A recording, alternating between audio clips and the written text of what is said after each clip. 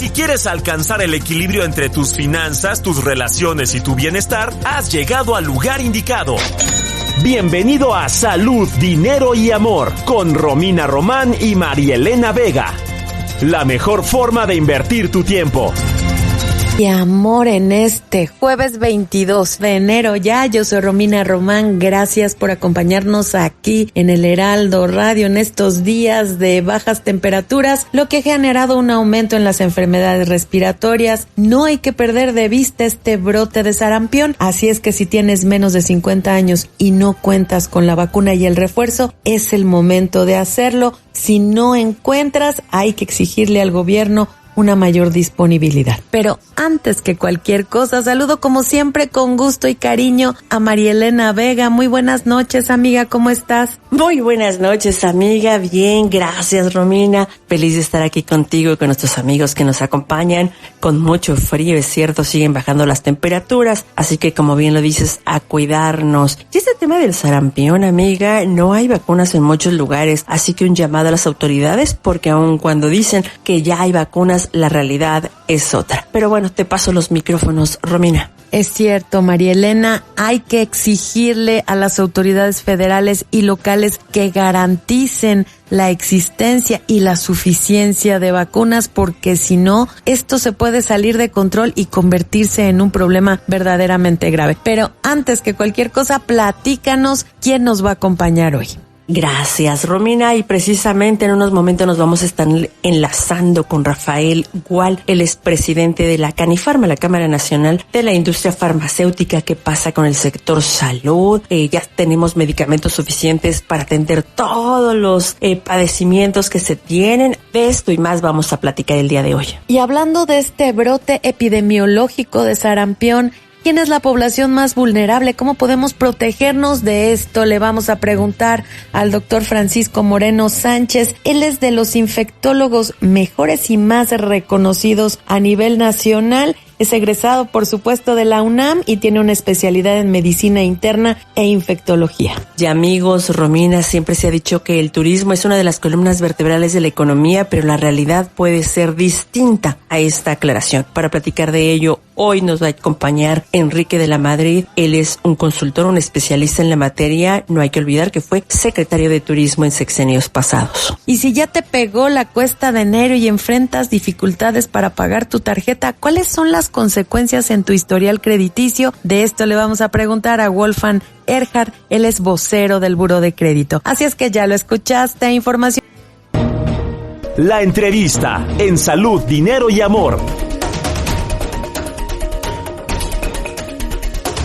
Ya amigos, en temas de salud hay muchos pendientes y el tema del sarampión no es cosa menor. Para platicar de ello y mucho más, nos da muchísimo gusto saludar esta noche a Rafael Gual, el expresidente de la Canifarma. Muy buenas noches, Rafa, qué gusto saludarte. Igualmente, Marielena, muy buenas noches. Igualmente, Romina, qué gusto saludarlas a las dos. Rafa, comencemos con ese tema del sarampión. Está erradicado, tenemos serios problemas en México porque ya se habla hasta incluso de salir de la Organización Mundial de la Salud.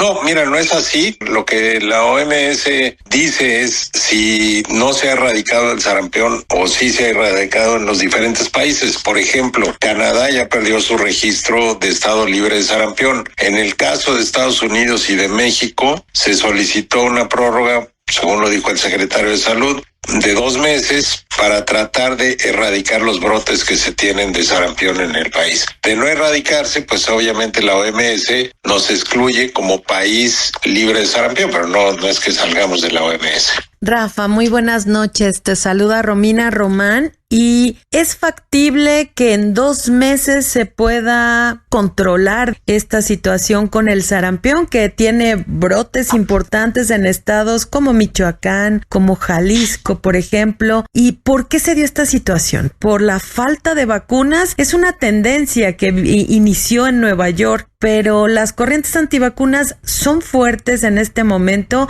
¿o fue porque no se tiene un esquema de vacunación sólido e importante? Sí, igual, Romina, mira, lo que pasa es que las vacunas, pues como tú sabes, pues, se aplican y no tienen efectos inmediatos, pues, o sea, a final de cuentas, si tú dejas de vacunar el día de hoy, pues tendrás las consecuencias dentro de 3, 4, 5 años. Ese es el tema, o sea, se dejó de vacunar hace 4 o 5 años de sarampión y tenemos estos brotes en todo el país, ¿no? En Estados Unidos sí hay los anti-vaxxers, pues un tema importante y por eso no se vacunaron. Aquí en México fue más bien por falta de comprar las vacunas y ponerlas, ¿no? Cuando México tenía un esquema de vacunación pues de los más robustos del mundo. Oye, Rafa, ¿y en la actualidad se cuenta con el medicamento, con las vacunas necesarias para salir de esta problemática de salud? Sí, mira, yo te diría, el secretario de verdad es un convencido de la prevención y por eso es que ya, digamos que se inventarió con vacunas para los próximos 2 años, ¿no? Entonces, se tratará de controlar los brotes que se tienen. Es difícil, pero no imposible. Todo es cuestión de confinar a las personas enfermas y que no siga el contagio. Y desde luego un tema importante es vacunar a los pequeños en este momento, ¿no? Eso sin duda. Y ya tenemos vacunas, según lo declaran, pues más de 23 millones para los próximos 2 años. Rafa, y volviendo, por ejemplo, al tema del abasto de medicamentos en México, comentaste que afortunadamente sí hay inventario de vacunas contra el sarampión, pero ¿cómo va en términos generales este abasto? ¿Cómo arranca, digamos, el sector salud, este tema que es tan relevante el 2026? Sí, Romina, mira, 2026 es un proceso ya que se cumplió. Tú sabes que hubo una licitación 25-26 que se anuló en marzo del año pasado y eso provocó pues que tuviéramos un sinnúmero de procesos diferentes entre adjudicaciones directas, adjudicación restringida a 3 proveedores, licitaciones más pequeñas, en fin, son pues más de 70 procesos diferentes para adquirir los medicamentos para 2025-2026. Todavía el año pasado se estaban llevando a cabo 2 procesos más para el abasto de 2025-2026. Se supone que eso pues funcionará para este año y tenemos buenas noticias para 27-28. O sea, se están adelantando los procesos con un margen suficiente para poder planear las adjudicaciones y la entrega en 2027. Eso es muy bueno, yo creo que son lecciones aprendidas, pero a final de cuentas creo que pues es un mejor camino que el que se tuvo durante estos 2 años primeros, ¿no? Es decir que 2026 todavía tendremos desabasto de medicamentos y 2027 se regresa a licitaciones como se tenía antes, se regresa otra vez a particulares en distribución, Rafa. Sí, yo no te diría que tengamos desabasto en 2026, esperemos que no. Lo que digo es que ya se concluyeron los procesos para el abasto de 2026. Sí hay un problema logístico, sin duda, que se tendrá que resolver, más que tema de fabricación o importación de medicamentos, es un problema logístico de distribución. En 2027, pues eso no lo conocemos, no sabemos cómo lo van a resolver, pero lo que sí te puedo decir es que hay una mucho mejor planeación. Estamos hablando de que el fallo se dará en mayo, la adjudicación a principios de junio y tendrás pues 6 meses para prepararte y entregar a partir del 1 de enero. Lo cual es muy bueno. Rafa, otro de los grandes problemas que enfrenta el sector salud, principalmente de los privados, bueno, los problemas en el sector salud, tanto público como de particulares, es gravísimo, pero uno de tantos, es esta falta de pago a los proveedores. ¿Cómo va esto? ¿Ya se está pagando? ¿Ya está fluyendo el dinero? Sí, Romina, la verdad es que ese es uno de los grandes avances. Tú sabes que pues desde septiembre del año pasado hubo todo un tema con el pago de los medicamentos. Se nos debía pues cerca de 20,000 millones de pesos. La secretaria de Anticorrupción y Buen Gobierno intervino, se prometió el pago, se hicieron mesas de trabajo de conciliación, todo esto pues a lo largo de octubre, noviembre, y sí se pagó, se dijo que se iba a pagar 25 en octubre, o sea 2025 en octubre y el resto en noviembre. Yo te diría se atrasaron un poco, pero en estos momentos te puedo decir que prácticamente ya debe de haberse pagado la totalidad de ese adeudo. Y es uno de los temas importantes, o sea, porque se sigue entregando producto y se tienen que pagar a tiempo, si no va a acumularse nuevamente en 2026. Esperemos que así sea y bueno, también será uno de los grandes temas para 2027-2028, el asegurar el pago. O sea, a final de cuentas les digo, desde febrero empieza el tema de revisión de las prebases, comentarios, en fin, todo eso concluye en mayo, donde ya se da el fallo y la adjudicación a principios de junio. O sea, con la adjudicación tú ya tienes la certeza de que vas a tener que entregar a partir del 1 de enero. Tienes 6 meses para poderte preparar. Entonces eso es relativamente fácil para las empresas, el tener una planeación adecuada, inclusive para adquirir los insumos que van a requerir.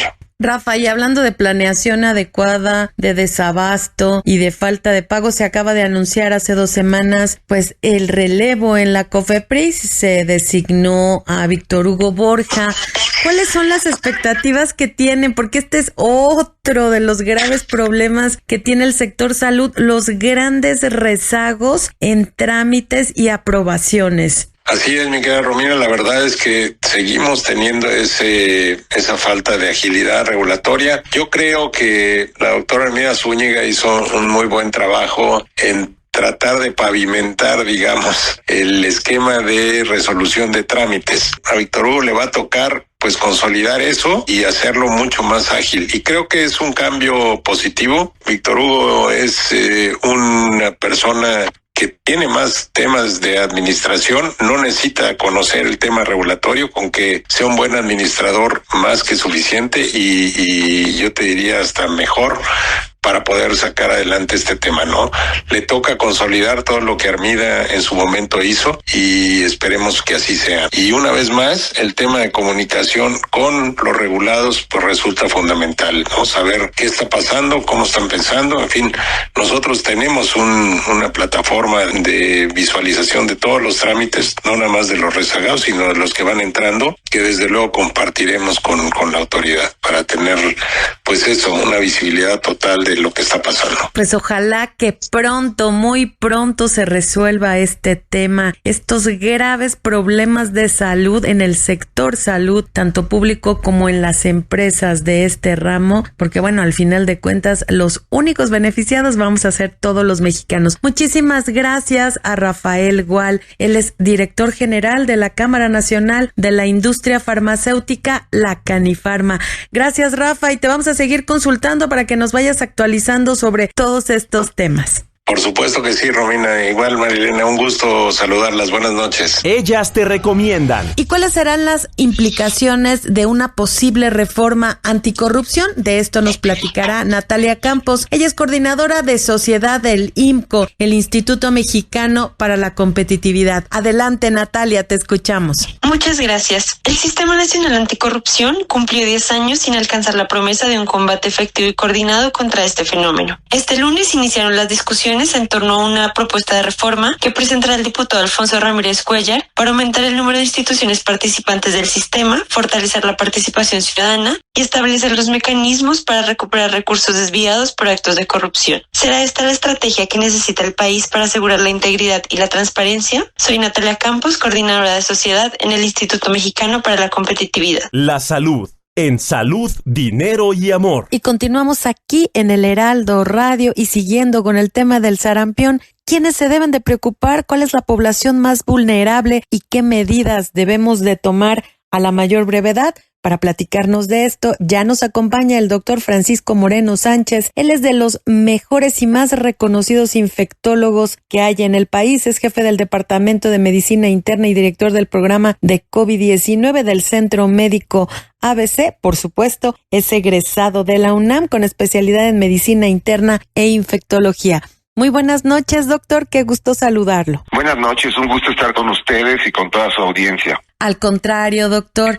Y platíquenos qué está pasando con el sarampión. Lo estamos escuchando en todas partes. Algunas personas ya están cayendo como en una psicosis. Muchos estamos buscando vacunas y resulta que en varios hospitales ya se agotaron. Platíquenos, doctor, de qué tamaño es el problema. Mira, todo inició en febrero del año pasado. Evidentemente se inició en el norte del país, probablemente por la importancia reportación de un caso de Estados Unidos que empezaron ellos con un brote en el estado de Texas. Chihuahua fue en donde inició el brote, pero desafortunadamente no se ha logrado controlar la epidemia. Y pues ya tenemos a los 32 estados de la República con al menos un caso. El problema es que nos tomó como país en un momento difícil porque después de pues la falta de vacunación que tuvimos el sexenio pasado, hay mucha gente que está susceptible a enfermarse. ¿Qué quiere decir esto? Es una enfermedad muy contagiosa. El virus es de los más contagiosos que existen, mucho más contagioso que COVID inclusive, y una persona enferma puede contagiar a 15 individuos. ¿Qué necesitan esos 15 individuos para resultar infectados? Pues no tener un esquema de vacunas completo, y el sexenio pasado se dejó de vacunar mucho a los niños y pues estamos viendo ese resultado. Estamos en una situación pues delicada porque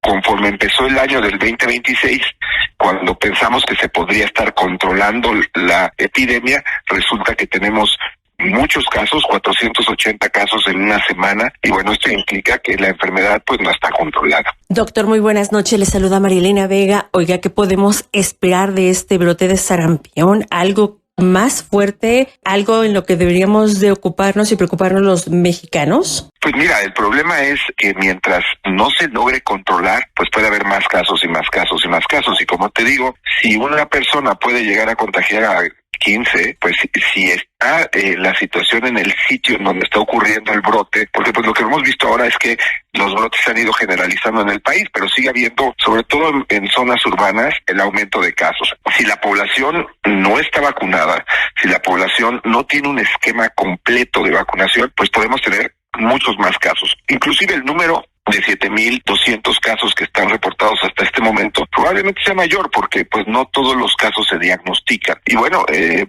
mientras más casos hay, más contagios puede haber y esto se vuelve exponencial. Y también hay que recordar que estamos a 5 meses de tener un mundial en el país, lo cual pues va a haber más movimiento de gente, que eso todavía favorece más la dispersión de la enfermedad, ¿no? Doctor, ¿y cómo hacerle en este momento para controlar los brotes cuando no hay suficientes vacunas? Yo me di a la tarea de preguntar en algunos hospitales privados, por ejemplo, y no hay en existencia, están esperándola desde noviembre. Entonces, ¿qué se puede hacer usted como infectólogo? ¿Hay disponibilidad en la mayoría de los centros de salud públicos? Pues mira, la Secretaría de Salud ha insistido que hay vacunas. Yo creo que lo que necesitamos por parte de la Secretaría de Salud es que sean más precisos de ¿hay vacunas en dónde? Porque pues uno va a su centro de salud y si resulta que ese lugar no tiene vacuna, pues la persona ya perdió medio día de trabajo o incluso un día de trabajo y ya no regresa, ya no lo va a buscar. Entonces,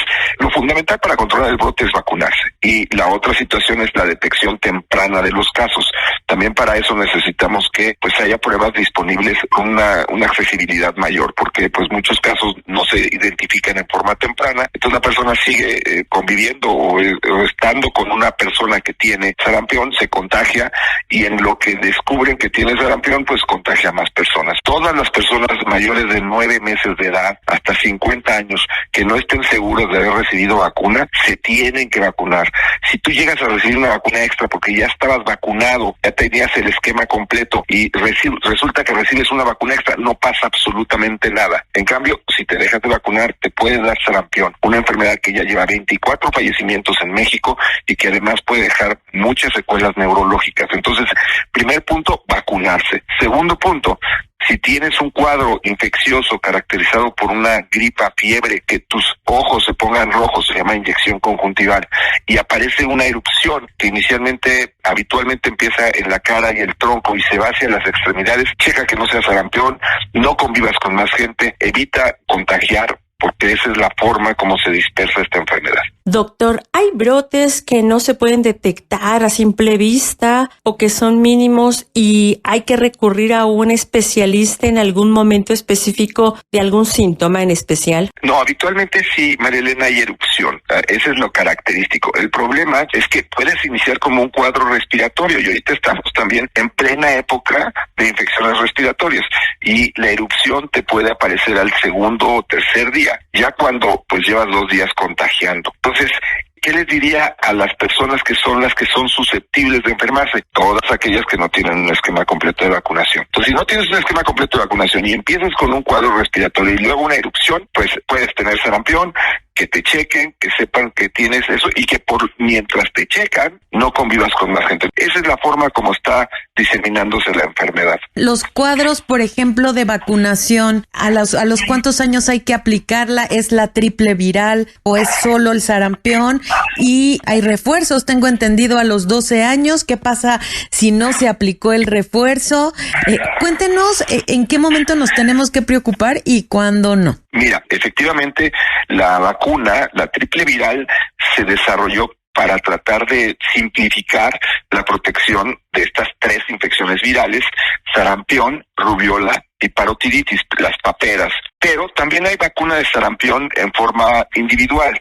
Ahorita lo que puedes conseguir es lo que te debes de aplicar. El esquema de vacunación habitual es una vacuna a los 9 meses de edad y después una vacuna de refuerzo a los 18 meses. Antes se pensaba que con una sola vacuna era suficiente para estar protegido. Después de algunos brotes a finales de los 80 y principios de los 90, se vio que necesitabas un refuerzo. Por eso mucha gente recibió el refuerzo en esa época alrededor de los 12, 15 años. La realidad es que tienes que tener 2 vacunas, o sea, una vacuna y un refuerzo para estar protegido.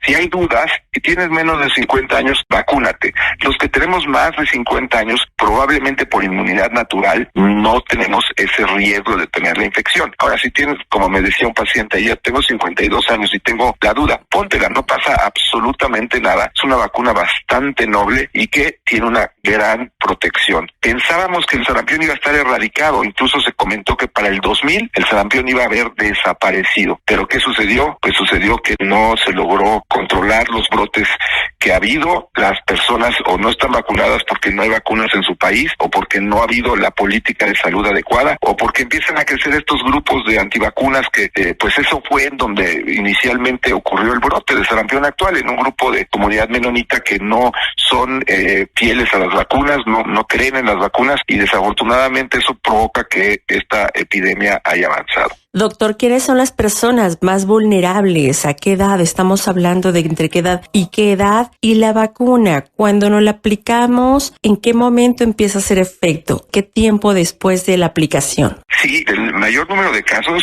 si ves las estadísticas de la Secretaría de Salud, está dado en los niños entre 9 meses y 4 años, que es el grupo de edad en donde pues se dejó de vacunar, primero por la pandemia y después porque se abandonó el esquema de vacunación, no se volvió importante, hubo muchas prioridades que no incluían a la salud en la administración anterior, y bueno, pues este es un problema heredado en la administración actual de lo que ocurrió hace 6 años, y la mayor parte de los casos están siendo pues en ese grupo de niños que ahora tienen 4 años, 3 años y que no se vacunaron cuando deberían haberse vacunado.